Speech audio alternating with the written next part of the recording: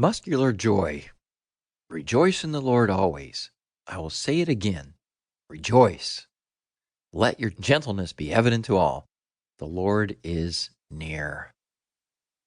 Does this seem a bit strange that Paul commands us to be joyful? Keep in mind, Paul was in chains when he penned those words. How could he make such a strange order?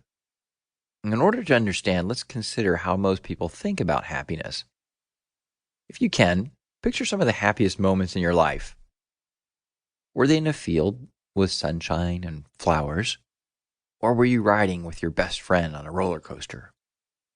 For me, some of my best memories would include summers in Oklahoma at my grandparents', enjoying a gully washer in their back field, riding a horse by myself to the Cowboy Hall of Fame, or laughing with my friend Tom Cotton, who would tie a thread onto a horsefly in a milk barn, making him into a flying pet on a leash. Whatever your moments were, wouldn't you like to hold into those feelings of joy and peace? Unfortunately, those great moments end. Grandma calls us in from playing to eat dinner, and people get really sick. A bully can say something very mean. Some people might make a distinction between the words joyful and happy. Although I think they mean just about the same thing, it is helpful to understand there is a temporary kind of shallow happiness and another kind of joy that is a firm part of your character. The first is usually produced by a situation or momentary pleasure. The second, deep or abiding happiness, includes a peace that is unshakable in times of trouble. Everyone experiences the first kind of happiness. Far fewer get a firm hold of the second, more enduring joy. Let's look at how to get it and keep it. In the Bible, the word blessed generally means happy. But Jesus says some peculiar things about being happy. In the beginning of Jesus' famous Sermon on the Mount, there is a part called the Beatitudes. What kind of person does God want you to be? What kind of attitudes does a person have who is blessed or joyful?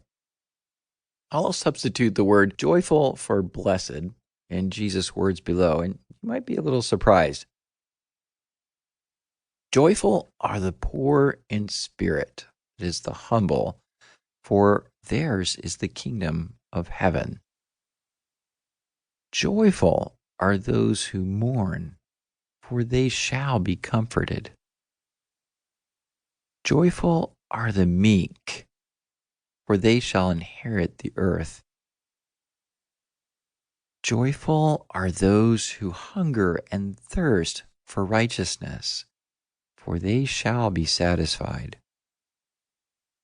Joyful are the merciful, for they shall receive mercy. Joyful are the pure in heart, for they shall see God. Joyful are the peacemakers, for they shall be called sons of God. Joyful are those who are persecuted for righteousness' sake, for theirs is the kingdom of heaven.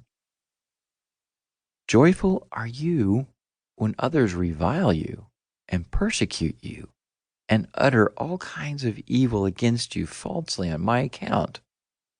Rejoice and be glad, for your reward is great in heaven, for so they persecuted the prophets who were before you.